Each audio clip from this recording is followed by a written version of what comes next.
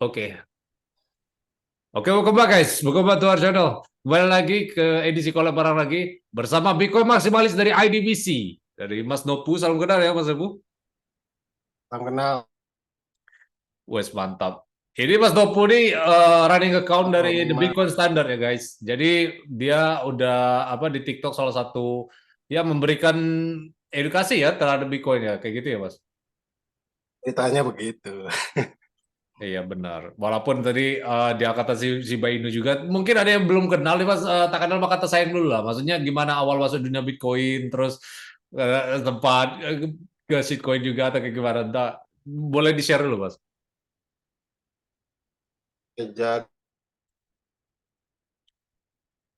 Jadi ngeliat kok kayaknya ada orang nyari duit gampang, itu caranya Iya. gimana ya? Ketemulah ini, saya sebut merek, Hmm. nggak apa ya. Pertama itu saya kenal Binontot. Iya. Terus saya pelajarin lagi.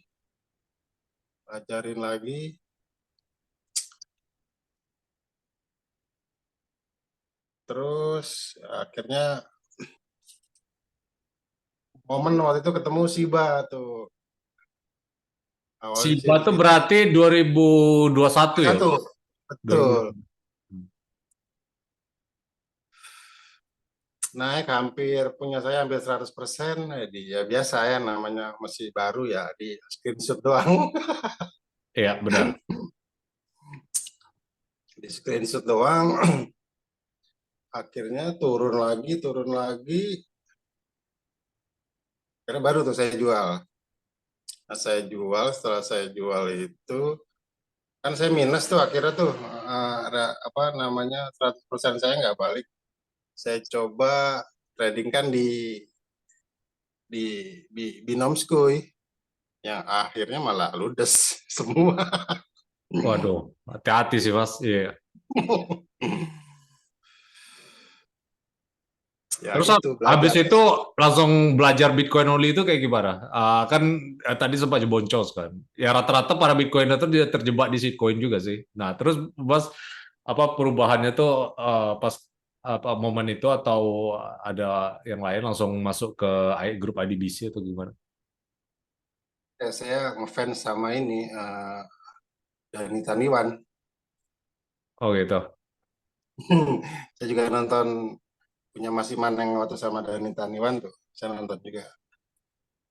Iya, itu banyak harsh truth sih. Maksudnya aku udah janji sama dia juga ini sih apa kalau 100.000 bikin konten lagi sama dia. Tapi nggak tahu nih mungkin nggak sampai 100.000 jadi nggak bikin konten kedua part 2-nya nggak tahu lantar lah. Yang jelas tapi benar sih di sana aku belak-belakan juga kan orang banyak itulah kadang kita bicarakan kebenaran dan juga orang nggak hanya mau dengar apa yang dia dengar kan.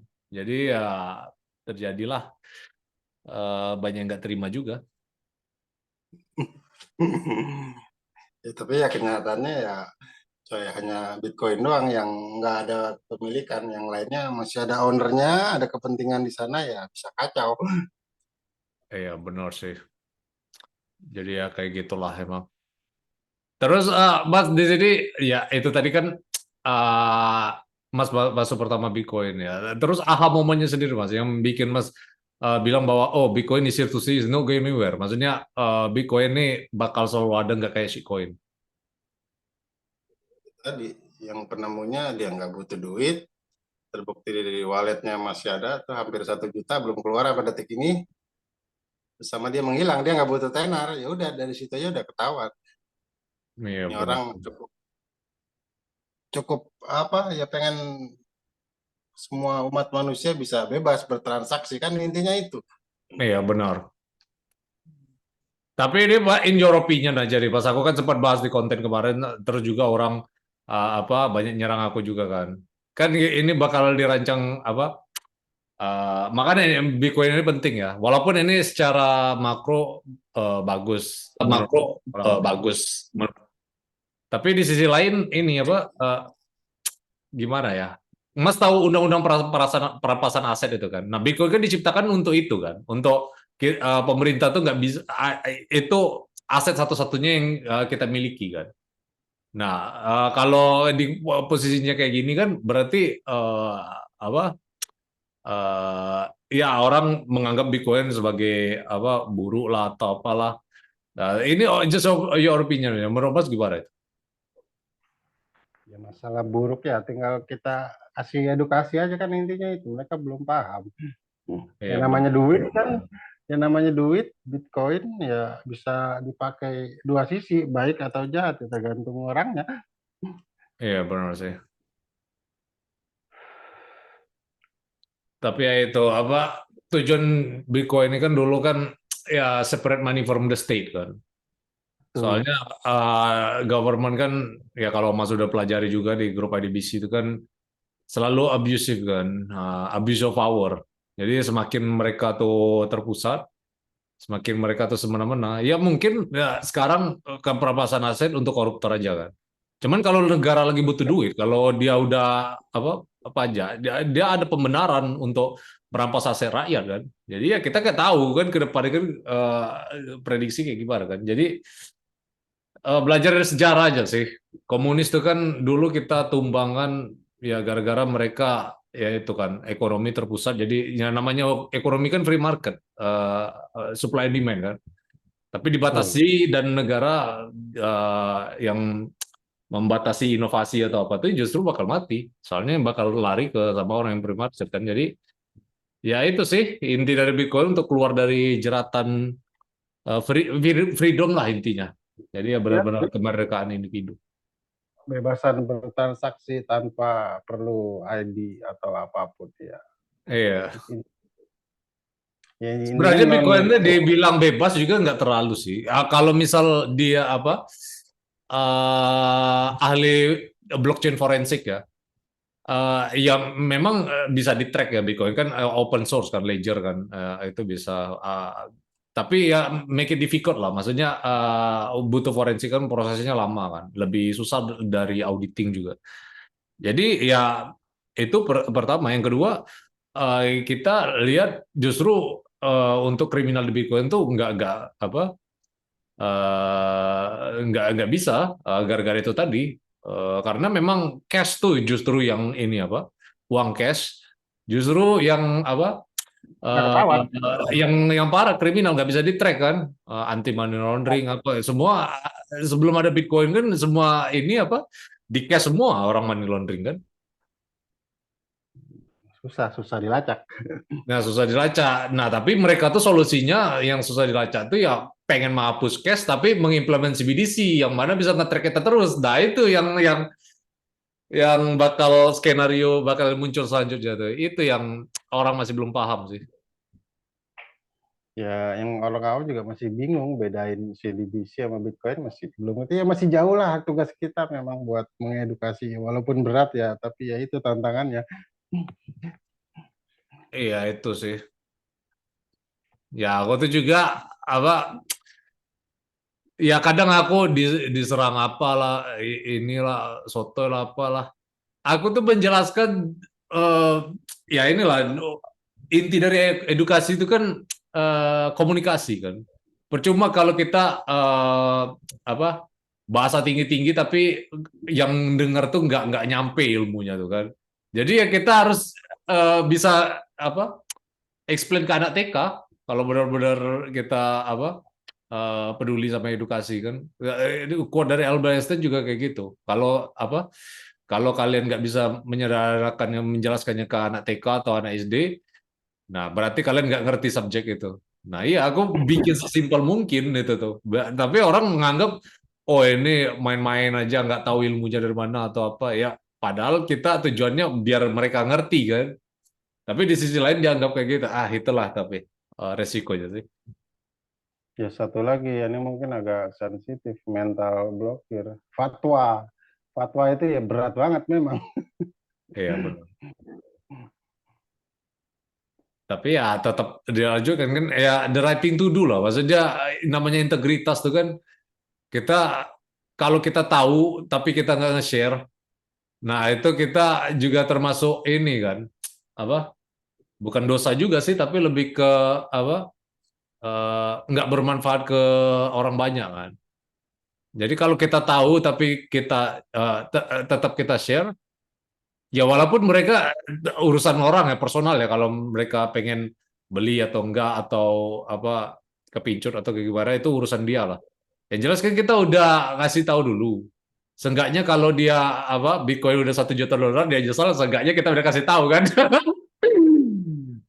Iya. Ya, pokoknya di luar sana Bitcoin ya lebih banyak negatifnya. Bahkan di komunitas kripto sendiri aja susah kita jelasin, apalagi ke orang awam. Iya sih. Nggak tahu lah. Di komunitas ini ya udah kayak agama sih. Maksudnya ya namanya maksimalis itu kan. Kita kan maksimalis objektif ya. Maksudnya ya Bitcoin itu ya memang math, matematik, nggak bisa diganggu gugat. Kalau yang lain kan memang ada foundation di belakangnya, ada perusahaan yang ada stakingnya. Jadi ya ya itulah masih belum ini juga. Soalnya ya mereka juga ada kepentingan kan. Maksudnya mereka invest di sana kan. Makanya dia defend terus. Kemarin itu kan Gary Gensler diserang habis-habisan, sempat trending di Twitter tuh Gary Gensler, the head of SEC. Padahal dia anti Bitcoin, tapi masih sampai sekarang belum mendeklar Ethereum tuh security atau enggak. Padahal dia sempat jebut di sana. Itulah aku masih nggak ngerti itu. Ada kepentingan apa Gary Gensler? Nggak tahu lah. Gary Gensler itu yang sempat ngasih lecture Bitcoin di mana? Iya di kampus. MIT, di MIT. Dia memang ini basicnya apa? Forensik, bukan forensik apa? Apa itu backgroundnya? Eh, Cryptographer. Makanya ditunjuk sebagai ini kan, apa SEC kan, karena dia punya basic dari itu. Tapi ya nggak tahu ini nggak jelas ini nasibnya. Katanya mau diturunin atau apa. Tapi separah-parahnya Gary Gensler masih para J. Paul sih. Maksudnya the head of the Fed, ya Oh kan? iya Pak. Nggak masuk Pasti. aku. Yang appointmentnya itu siapa? Dia kan bank ini kan, bukan bukan bukan pemerintah Amerika, bukan itu bank private itu tuh kartel lewat the Fed. Yang mengontrol semua bank sentral di dunia. Jadi semua acuannya berasal dari sana. Terus juga apa? Nggak ada insentif untuk bekerja kan? Jadinya kalau nggak bisa dipecat, nggak bisa dipilih kayak gitu kan? Jadi ya kebijakan ya semau maunya dia aja. Itulah yang bikin interest rate naik turun semau maunya dia kapan apa? Economic boom and bust tuh gara-gara interest rate aja jadinya. Ya artinya kalau dulu kan Bitcoin nggak ngaruh interest rate, sekarang udah mulai ngaruh ya, artinya dunia sudah mulai mengakui ya kan. Iya, teorinya ya harusnya kayak gitu sih. Soalnya kita lihat juga kan ya institusi udah mulai masuk, Michael Saylor juga udah masuk. Michael Saylor aja kemarin sempat tax loss harvesting dia. Jadi sengaja jual di loss untuk menghindari pajak yang aku udah bikin kontennya juga sih, ada konten-konten podcast kemarin kan. Cuman ya itu sih apa nggak apa eh, nggak selaras lah apa yang The Fed nih berpihak ke siapa sebenarnya. Aku nggak ngerti.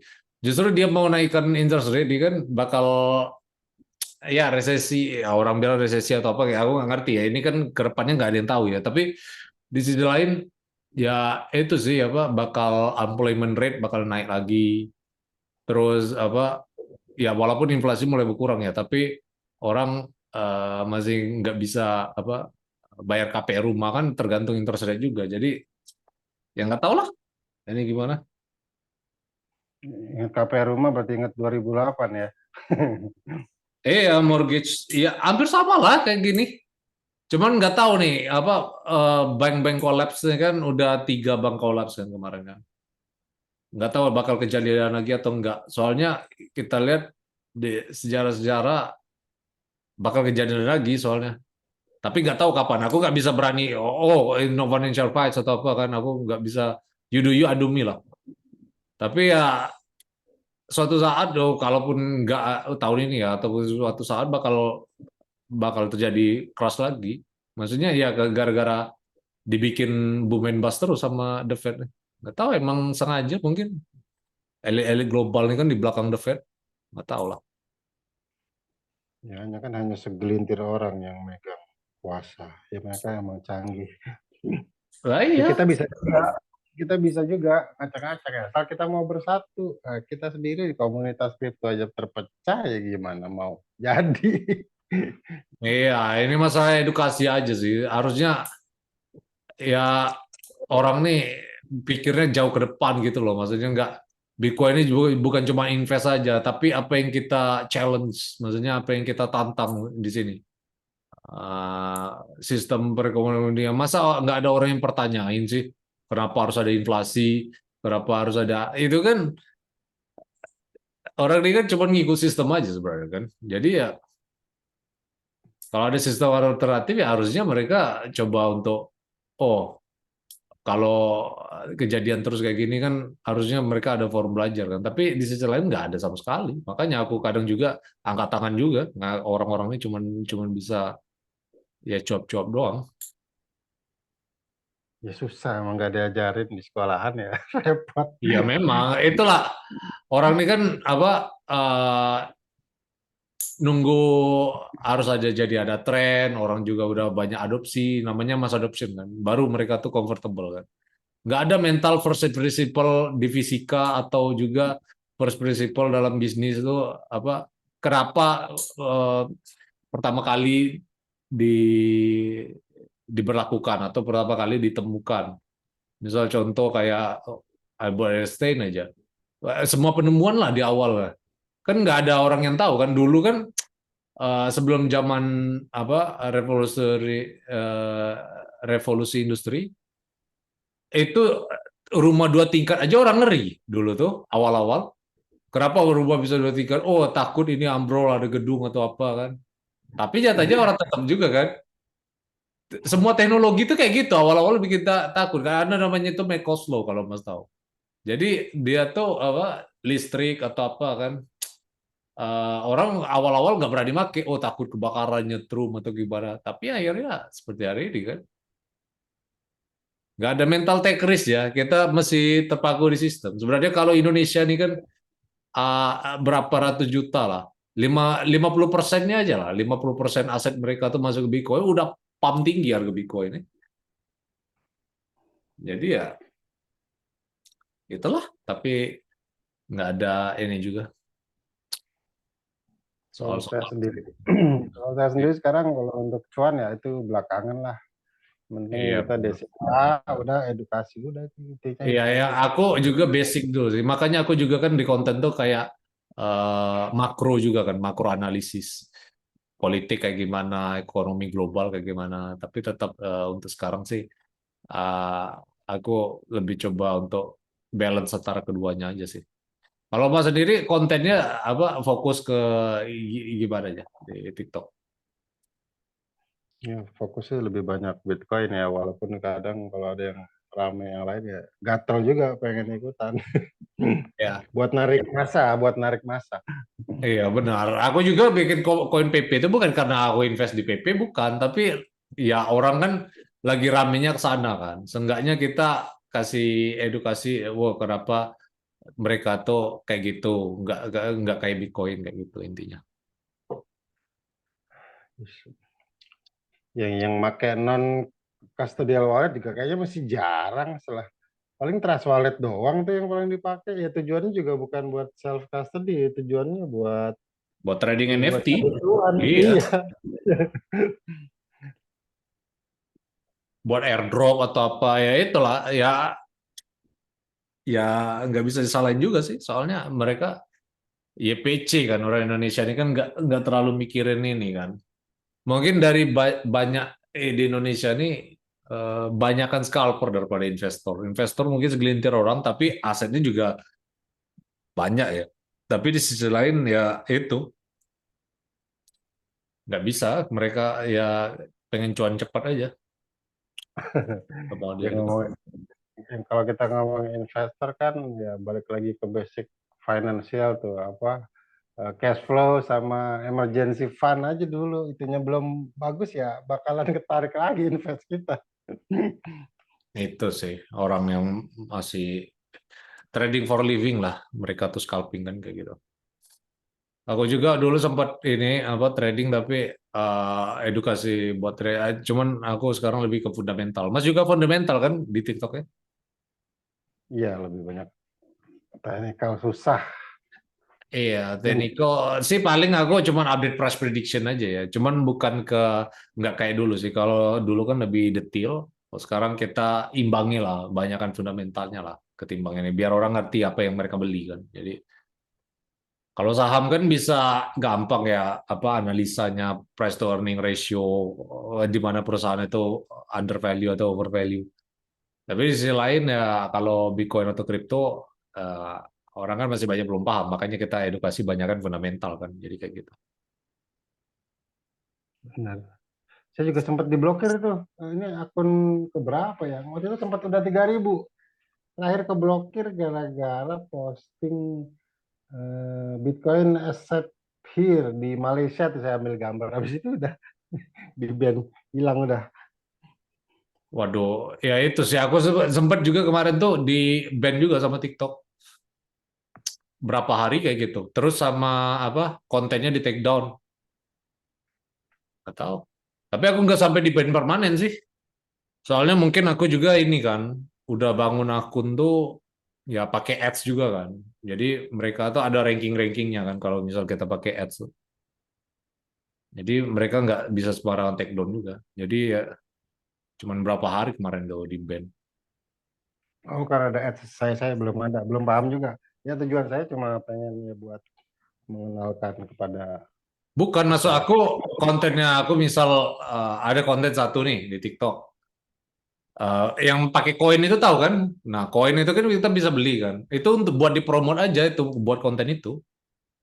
Nah, jadi itu tuh ada rankingnya di sana di TikTok tuh kalau misal kita promote pakai koin. Jadi itu Paham, mungkin paham. alasan berbedanya. Iya sih. Nah, itu soal-soal lah. Kita nggak bahas itu lah. Yang jelas tujuan kita sama ya. Mas di sini membuat edukasi kayak gitu kan. Intinya itu tadi si penemu ini dia nggak butuh duit, dia nggak butuh tenar. Ya misi visi dia cuma pengen biar manusia ini bebas bertransaksi. Itu Iya, intinya. Simpel iya, sebenarnya. iya sih. Tadi Mas sempat juga kan masuk IDBC kan. Itu masuk IDBC itu pas kapan ya kira-kira? Kalau boleh tahu. Setahunan lah, setahun. Oh ya dari 2022 berarti ya. Habis dari Crypto, SIBA itu langsung iya. CryptoWatch juga. Keren sih. Mbak Pratiwi sama Mbak Dea tuh keren. Iya dia bakal buka Bitcoin Conference di Bali. Mas ikut? Tahun ini belum kayaknya dah. Ya Next aku next. juga kemarin sempat ikut juga. Cuman kalau offline harus ke Bali aku nggak bisa sih. Soalnya banyak urusan juga kan di sini. Jadi ya itulah. Maybe kalau Mas ini samperin salam-salam aja lah buat mereka kan. Satu lagi juga masalah Bitcoin ini mengenai privacy. Jadi kita tahu kan kalau di saham tuh misalnya kita buka RTI bisnis ketahuan kan siapa punya berapa. Iya. Ya karena itu saya jadi tahu di tempat dulu saya kerja di apartemen yang lumayan mewah. Ya, saya jadi tahu harta dia gara-gara ya itu kan privasinya disebar sama si saham kan. Iya. Saya juga coba jelasin ke mereka ya agak susah memang. Saya bilang, Pak ini bentuknya privacy, saya nggak bakalan tahu harta Bapak berapa. Beda sama saham saya tahu ya karena memang di-share sama saham itu. Benar sih, benar.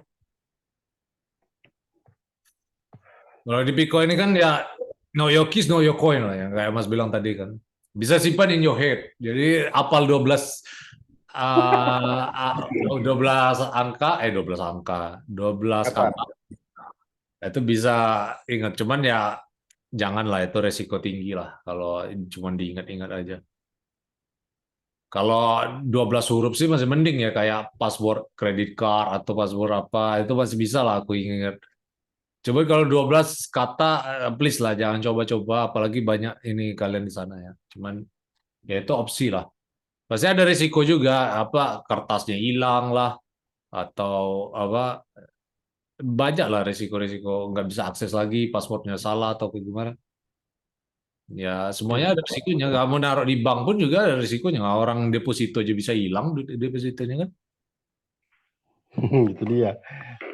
Kebebasan kan Bitcoin mendefinisikan ulang kebebasan finansial. Iya benar. Nggak yokis no koyokain.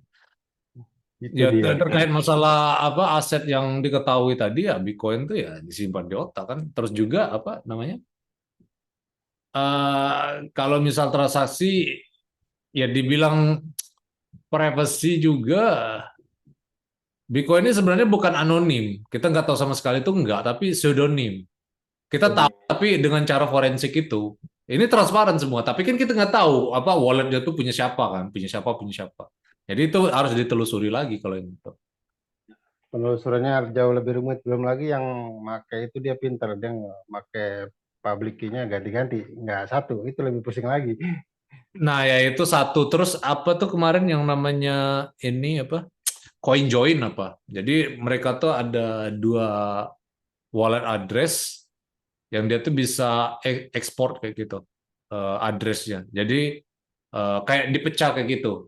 Jadi untuk nge-track itu ya bisa-bisa aja. Kemarin ada yang ditangkap yang dia rapper itu kan, rapper ternyata dia apa money laundering pakai itu. Tapi akhirnya ketangkap juga, soalnya emang ada forensik. Tapi ya itu sih apa intinya ya kebebasan itu tadi. Forensik bakal tetap ada, cuman ya bukan anonim tapi pseudonym itu yang bikin Bitcoin itu powerful. Dan balik lagi masih banyak ya kayak bocah-bocah yang belum punya KTP. Mereka kan kayak misalnya di OVO. Kita masukin nomor telepon, terus apa tuh namanya email. Oke, duit masuk. Tapi nggak bisa keluar. Ya Iya kan? benar. Ya, ya itulah unbank the bank kan. Nggak cuman itu aja ya, banyak di negara Afrika atau apa ya Amerika Latin yang nggak connect sama bank kan. Jadi mereka miskin tuh karena sistem. Ya gimana mau kaya kalau dia ini connect ke sistem aja enggak kayak gitu kan. Di Jadi kota gimana boleh. mereka harus transfer atau apa? Makanya Bitcoin ini penting. Kayak orang-orang di El Salvador apa-apa, mereka bisa langsung connect sama bilioner kayak Michael Saylor kan. Di kita memang mungkin nggak begitu terlalu kelihatan ya. Ya nggak terlalu kelihatan karena banyak orangnya masih ini, orang-orang yang di kalangan kayak gitu lebih milih konservatif. Dia lebih nyamannya pakai duit cash kayak gitu kan. Indonesia kan masih sering orang pakai cash kan. Benar. Nah, kalau cash kan nggak perlu ini, nggak perlu ada tabungan kan. Mereka mungkin kerja harian atau apa, dibayar cash. Tabung mungkin pakai celengan. Kan ada yang kemarin tuh yang viral beritanya, buka celengan taunya dibakar ayam semuanya. Ya gimana? Sebenarnya cash Ya, tuh powerful udah. Coba dia masa kita harus bawa fisik kayak gitu kan. Di dunia ini kan udah Bitcoin itu ya di dalam otak ini. Jadi kalian mau kalian telanjang, mau kalian apa, orang anggap kalian miskin atau apa, tapi kalau di otak kalian punya Bitcoin atau private key itu, nggak ada yang bisa ngejudge kalian kaya atau miskin. Itu kan? Keren ya kan? benar. Itu yang paling penting, privacy yang paling penting. Orang nanya-nanya berapa Bitcoin, jangan kasih tahu berapa Bitcoin kalian. Itu bumerang. Yang ada kalian bakal apa? Ya either dimanfaatin orang atau kalian lupa sama diri sendiri. Itulah kejadian kadang soal hidup. Sama kayak tenaga kerja kita juga masih belum melek juga. Misalnya dari Arab buat ngirim ke sini kan lebih baik pakai di kripto. Iya, harusnya kayak gitu sih. Tapi rata-rata kalau negara sana kayak Dubai udah mulai accept kripto sih. Dubai, nggak tahu Singapura udah legal atau belum. Terus Banyak lah mulai ya, tapi belum kayak El Salvador. El Salvadornya terlalu ekstrim sih, menentang elit global ya. Ya di Indonesia sendiri kan Bitcoin, emas, dolar kan diperlakukan sama, boleh sebagai alat investasi, tapi nggak boleh sebagai buat transaksi kan. Ya itu kita sama-sama ngerti lah, soalnya apa? Ya negara kan nggak pengen lose control juga, lose power juga kan. Jadi shitcoinnya apa? Rupiah harus tetap dipakai. Ya itu soal-soal lah. Yang jelas kita udah sama-sama ngerti makronya kayak gitu ya. Ya maksudnya orang awam belum kadang bilang ini kok Bitcoin boleh, dolar boleh, dinar dirham nggak boleh kan gitu. Padahal kan sama pemerintah memperlakukannya. Iya itulah makanya kita Satu lagi, perhatiin ini yang pro Bitcoin harusnya pro emas ini kadang mereka sendiri pada berantem pro Bitcoin sama pro emas kan harusnya sejalan ya kan. ya emas tuh mungkin terlalu outdated lah. Banyak juga kontranya kan. Tapi ya itu Bitcoin tuh emas kan masa kita harus nenteng balik lagi ke zaman batu kan. Ya itu lah Bitcoin tuh lebih simple sih. Walaupun konsepnya sama kayak emas. Ya emas Itulah kan memang ide dari Bitcoin maksimalis itu. Iya. Ya emas ini kan udah investasi. hampir ini Mas apa full time ini. Mungkin sebelum aku tutup nih ada press prediction nggak? Maksudnya untuk 5 tahun ke depan, 10 tahun ke depan, Bitcoin ke $1 juta nggak? Atau kayak gimana? Ini just for fun aja, just for fun. Ya 2025 lah. Berapa ya? Terakhir kan 60.000 ya. 69. Ya di atas 69 ya di atas 100.000 lah. Pasti 2025 itu. 2025 pasti ya 100 ribuan. Pasti dari after halving. Iya, after halving. Oh, udah menyusut itu poinnya. Oke, I think that's it for today. Thank you Mas atas waktunya ya. Sukses terus untuk karirnya. Guys, sekali lagi follow TikToknya The Bitcoin Standard. Aku share link deskripsi. I leave a like and subscribe to our channel ya guys.